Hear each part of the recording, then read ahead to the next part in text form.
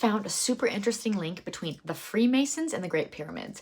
I am currently deep down the rabbit hole of Freemasonry and how their official origin legends go back to the beginning of the biblical world, basically starting with Adam. So let me break this connection down into 7 bullet points. Number 1, as we know, geometry slash masonry is very foundational to the Masons. It's a core science. Freemasonry reveres geometry above all others. Number 2, in the early 1600s, a man named John Greaves was the first European to scientifically measure the Great Pyramids, and he treated it as a work of advanced geometry. So this is the moment that the Great Pyramid enters the conversation as legit geometry. Number 3, according to the Constitution of the Freemasons by Reverend James Anderson, who was commissioned to write it by the premier Grand Lodge of England, so it's legit, claims that there was advanced masonry before the biblical flood. So without going into too much detail, another one of their origin documents, the Dowland manuscript of the Legend of the Craft, includes the myth that the sons of Lamech discovered the seven liberal arts, or the 7 sciences, which, side note, in Genesis, several of these sciences were unexplainably credited to Lamech's children as well. And it's also mentioned in Josephus's writings. So just stay with me here. Number 4, it's basically common knowledge now that the pyramids were not originally tombs, as they have never found anything tomb related in them.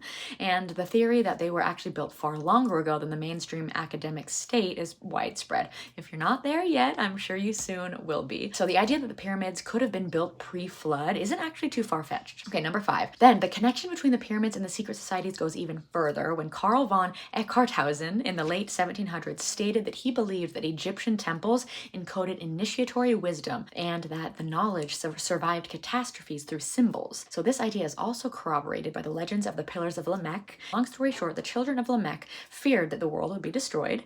It did. So to preserve their knowledge of the sciences, they inscribed them on 2 pillars.